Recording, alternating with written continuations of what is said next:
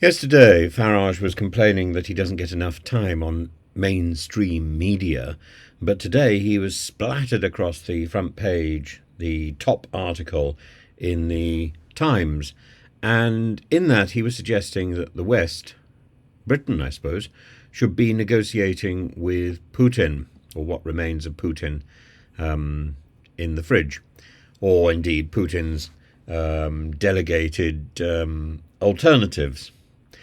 And there's a little bit of me which is rather sympathetic to that view. I don't think we should have stopped talking to Putin or to the Kremlin in the first place. I think Liz Truss did us a significant disservice by irritating the Russian negotiators, and particularly Sergei Lavrov. If we had continued talking to Putin, if we had not imposed sanctions, then we would have been in a position to modify or help to modify the Russian response. And also, at the same time, we would still be in a position to help and support Zelensky to provide weapons, and simply because we are an independent power. And the same thing should have been true also of other Western nations. I think the move towards sanctions is a bad one. However, the fact that we have imposed sanctions means we are in a position to gradually lift sanctions through negotiation. So while I'm not keen on the idea of appeasement and the idea of giving Russia dignity and a reward for invading a sovereign neighbouring country, I nevertheless think there is room for Western nations to negotiate the continued terms of sanctions directly with Russia, independently of any negotiations that might or should take place eventually between Ukraine and Russia. Of course, the terms on which Russia is prepared to negotiate with Ukraine are completely abhorrent, and that rules out any negotiation there.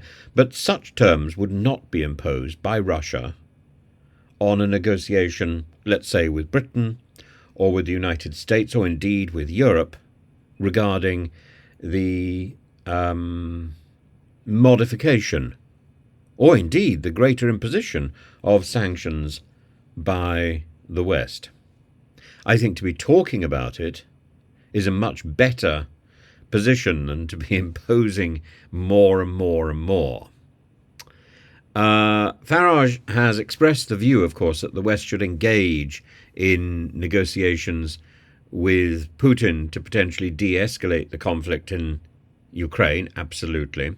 And he argues that meeting Putin's demands, such as preventing Ukraine from joining NATO, could avoid further aggression from Russia. Not our place to negotiate that. That is the place of President Zelensky and Ukraine. That is not in our gift. And that's really the point. Farage is going beyond his remit. But why be surprised by that? Farage, once he's got a microphone in front of him, will say whatever he wants to until he's run out of steam. Farage's position, of course, has been met with significant criticism. But the idea of negotiating about sanctions has not really been discussed, because people have been so incensed by Farage's direct indication of where the sanctions should be focused. And many people view Farage's proposal as a form of appeasement, a betrayal of Ukraine, which is striving to maintain its sovereignty, its territorial integrity, and its right to freedom and to exist independently of its neighbour. Critics argue that negotiating with Putin could undermine Ukraine's position at this moment and reward Russian aggression. Wes Streeting, in fact, the Shadow Health Secretary, and other political figures today have condemned Farage's comments, highlighting the idea that this stance undermines our efforts. And we've already had one war which was completely undermined and made a nonsense of our efforts. That was in Afghanistan. And that, of course, was the direct result of President Trump, President Biden, and Dominic Raab. Raab, of course, sunning himself on the beach in Crete. Oh, let's slap on more factor 10. And Farage, of course, whatever Farage says in this respect has to be seen in the context of his former praise for Putin, referring to him as a skilled operator, which he is, of course, but it depends who is making that comment. Somebody who is seeking political office and has his eye on the top job in the United Kingdom has to be very careful how the term skilled operator would be interpreted. And it makes him look as if he's pandering to Putin. His recent comments about Putin have reignited these criticisms, suggesting that he is consistently lax and louche in his approach to Russia, a nebulous nenuphar of nullification that is Farage. He's argued that NATO's eastward expansion was a strategic error that provoked Russia, poking the Russian bear. And his viewpoint aligns absolutely with the Russian narrative, and that makes it highly controversial. Farage's defense is, well, I was there first. I said it first. Putin is simply following Farage. Well, following Farage around.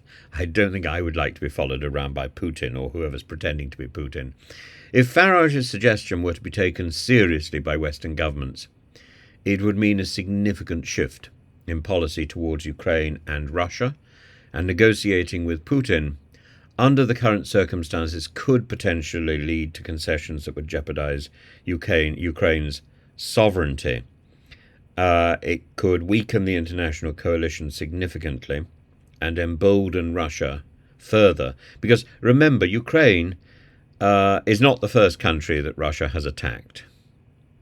In 2006 or 2005, Russia attacked Georgia.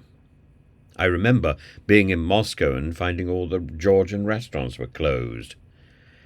And, and Russia, we turned a blind eye when Russia attacked and invaded Crimea. I say Russia, I mean Putin. We turned a blind eye.